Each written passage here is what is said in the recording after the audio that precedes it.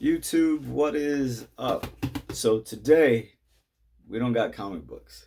We might have a couple of comic books to show, but this is not a comic book video. This is an actual Marvel Legends series video, and I think we're probably just gonna show one of the eight.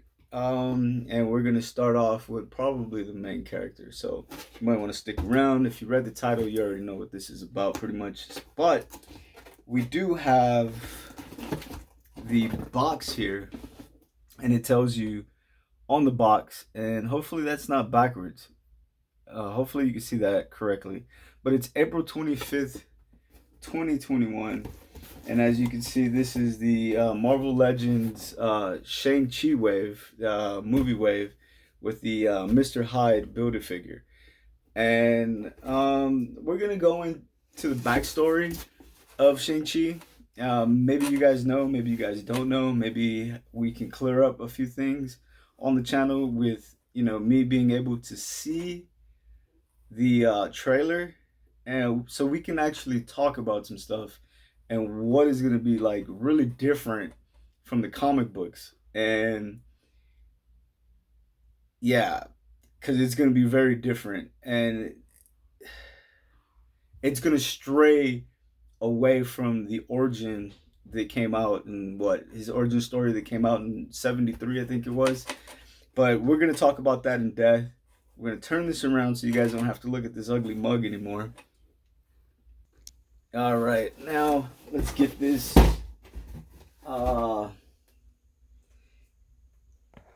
backed up a little bit so we can focus on some of these figures, which I think a lot of people are not gonna like. And that's unfortunate because I think they will grow on you. They're in package. I don't know what to think about them. I may have watched a couple of videos. I believe I watched a video on Winwu. Sorry, Zinwu.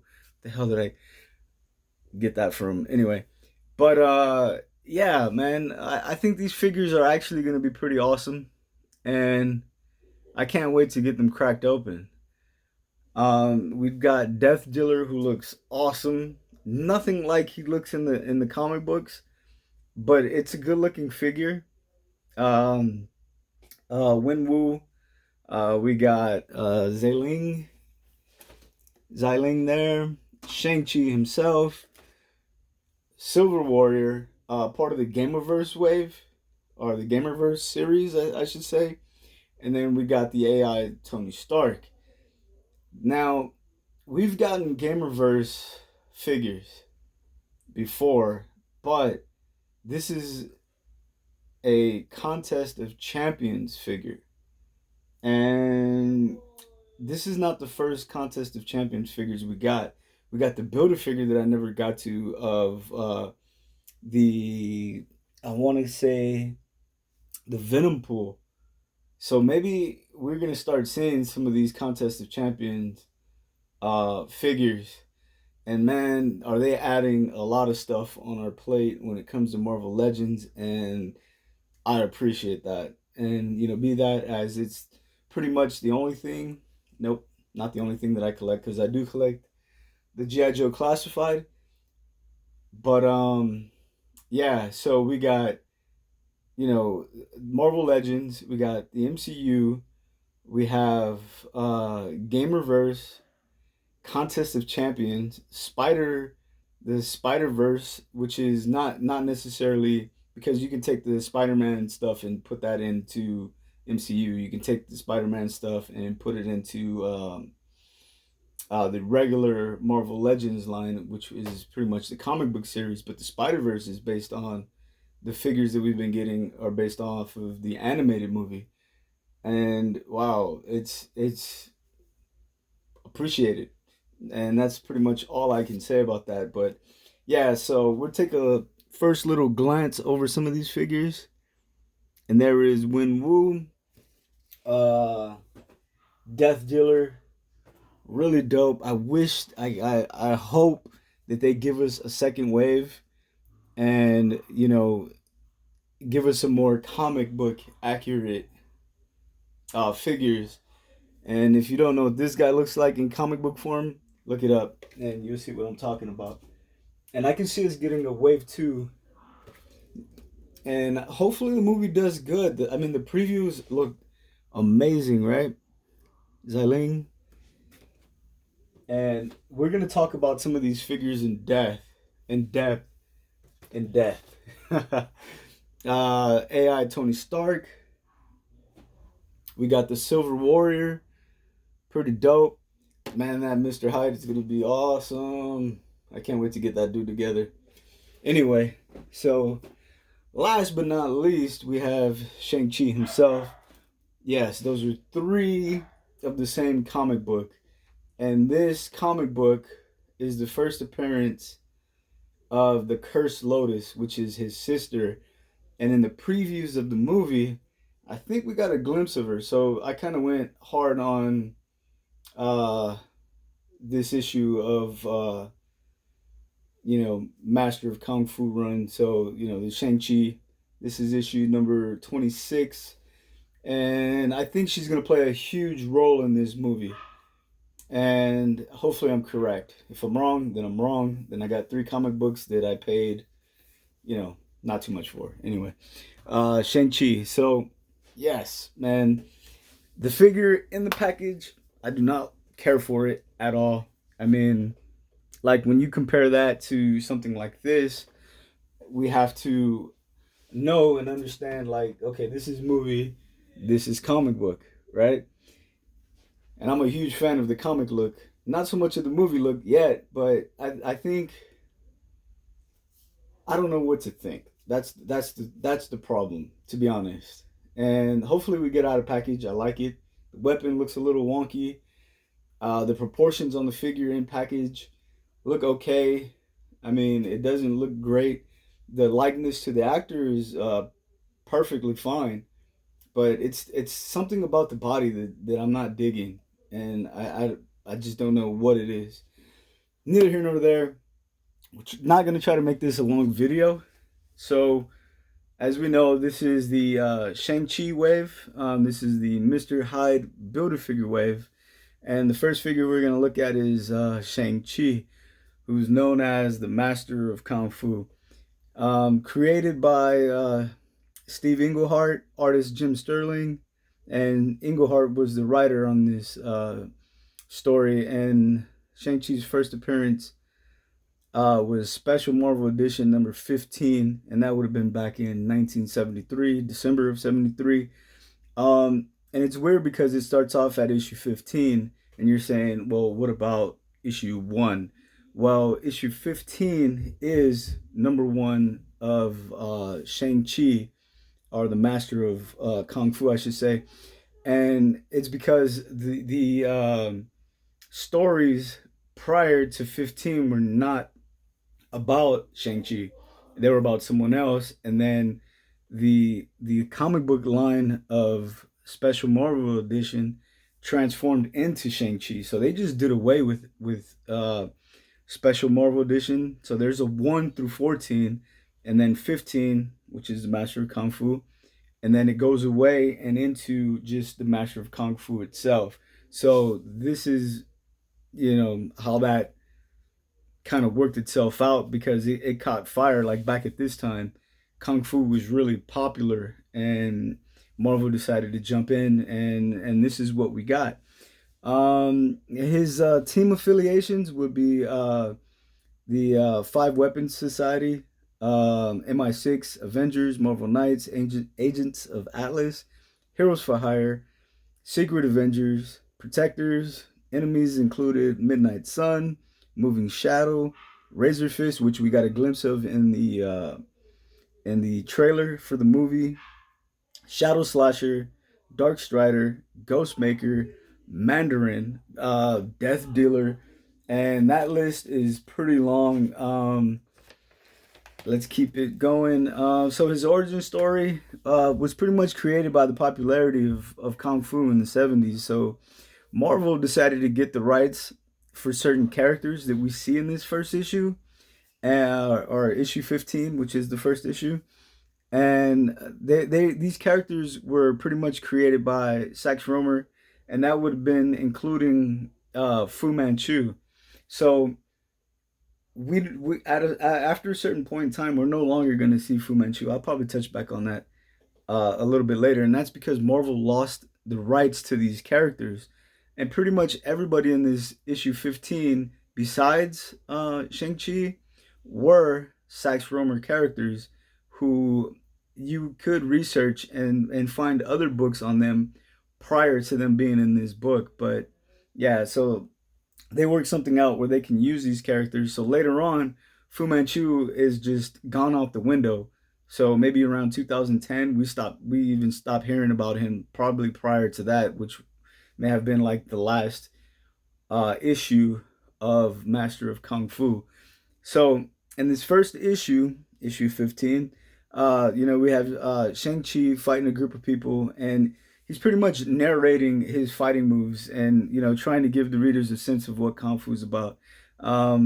He's brought before, Fu Manchu, his father, who for 19 years trained his son to be like this ultimate fighting weapon. So he's pretty much an assassin. So he sends him to assassinate Dr. Petrie, and that's where I talk about like most of the characters in the story are from Sax Romer.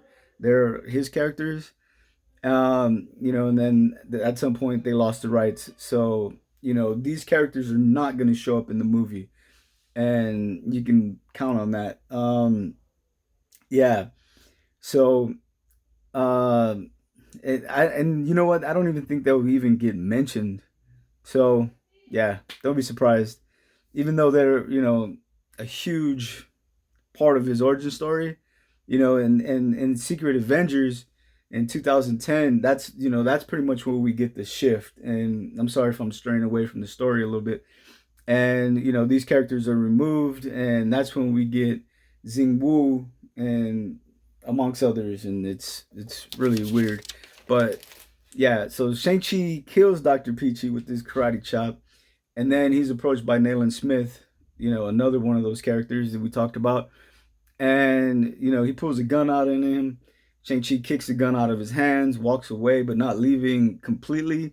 And he listens to Smith as he, apologizes to Dr. Petrie for, not being able to keep him alive. We're almost there, guys.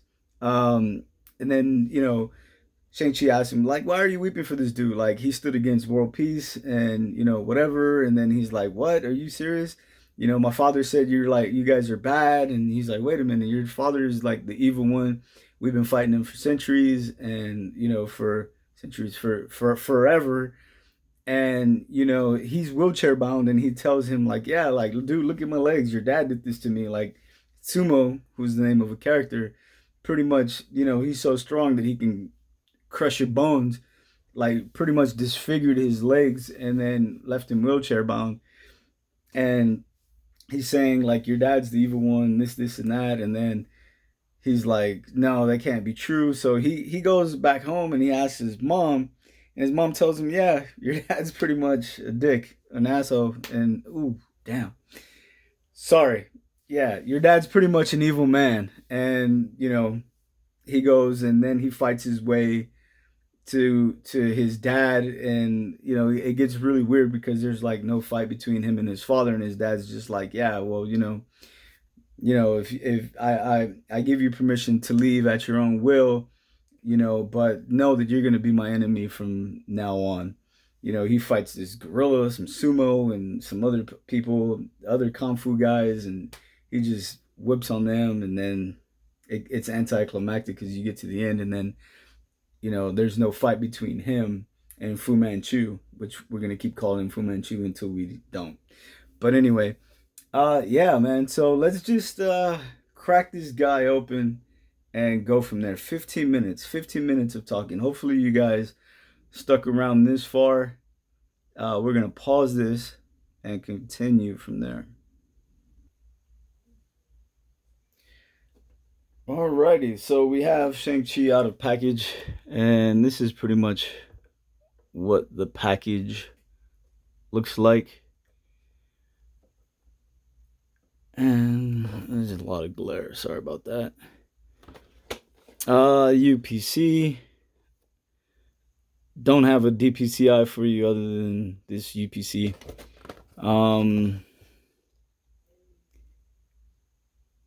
There's a quick read up. Trained since childhood by the mysterious Ten Rings organization, Shang-Chi must confront the past he thought he left behind when he is drawn back into his father's web.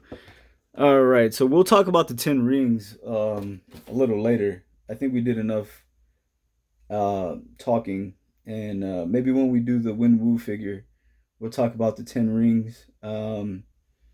Yeah, pretty interesting lineup, and I think what's confusing like about these characters, like Xiling, I think they're based on comic book characters, but their names are different.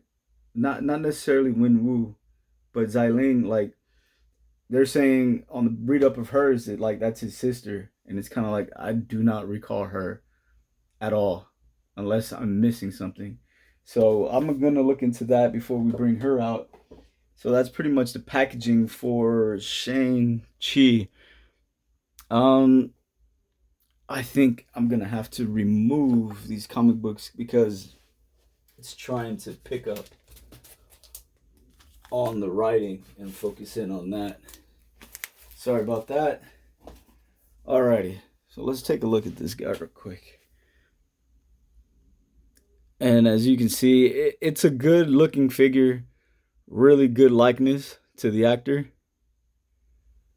I'm not gonna really go over too much articulation, but I can show you, some of the stuff he can do. And like I said, it's something weird about the torso here, upper torso and the ab crunch that I don't care for.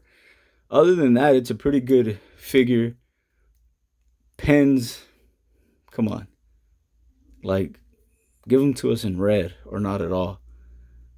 No pins on the knees, pinless. Double jointed, pinless knees. Wow, this is pretty stiff. Let me see if I can do this off camera. Yeah, and that's gonna look really weird. Like that looks very disproportionate. But if you want the pinless and the double knees, that's what you're gonna get. So, this is, I don't know how hard that is. It doesn't feel too soft, but it doesn't seem to hinder any of the articulation. We got on some Converse and Chucks. I don't know what those are. You guys remember those Bruce Lee shoes? Everybody thought they were cool in the 80s. But yeah, not a bad looking figure. Is it the best figure ever? Absolutely not. We did get the left leg to Mr. Hyde. And I'm not sure if this is the same as Kingpin.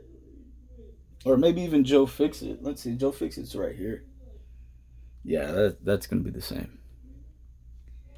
Same exact boot and everything. So, no changes at all besides the obvious color. Where the hell is the Kingpin? Let's see. So, was Hyde and Kingpin the same? Not really. Nope. So not the Kingpin at all.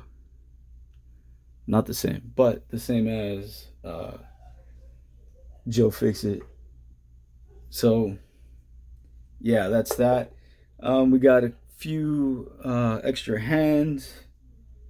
I don't know what the hell these snapping hands are for. I don't know what this is, but they look like they're snapping. And then we got some clawed hands. So overall, I'm not all that impressed with this figure. I think it's an average figure. Probably cool for the shelf, cool for the collection, especially if you like MCU figures. MCU figures are something that I thought I would cut back on, but it's hard when you like to build the figures and then you're just like, well, whatever. I'm gonna just complete the wave regardless anyway. And I'm not one to sell figures, so this is something that I'm gonna hold on to. Again, not a bad figure. Um, I don't know why my expectations are so high, and I hope you guys expectations aren't too high when it comes to movie figures. And I'm not saying that they're bad. I'm saying that as a comic book collector and a fan of Marvel Comics, and this is like more up my alley than the movie figure. I do appreciate that they give them to us. It's just that, yeah, they don't do nothing for me. Especially, when the movies are so different than the comics. They can't make everybody happy, and I understand that for the most part. And again, like, we're not gonna see a lot of stuff in this movie from his origin story. So they have to make it for the masses. So being a comic book fan, reading the books, and then watching the movies, it's one of those things. It's kind of like, meh, whatever. It's not about the comics. But then if it was like spot on, would I be happy with that? You know what I mean? So I take it, like, I'm gonna go in there with no expectations, and I want to see a good movie, and I'm not thinking about the comic books anymore when I go watch, some of this stuff that Marvel Cinematic Universe is giving us, and I tend to appreciate it a little more that way. And hopefully you guys could do the same. But Hasbro has been doing their stuff. They've been doing their thing. I appreciate what they've been doing for us, even though some of the stuff I'm not a fan of. I can buy that and say I'm cool with it because I know further down the line they're going to give me something that I really, really like and I care for. And I'm not saying that I will never care for this figure. He just got jealous. But anyway, that's neither here nor there. Guys, hopefully you guys like the channel, like the review. I know it's long, 22 minutes, and if you stayed this far, please like, subscribe, and we have more to come from this wave. And take care.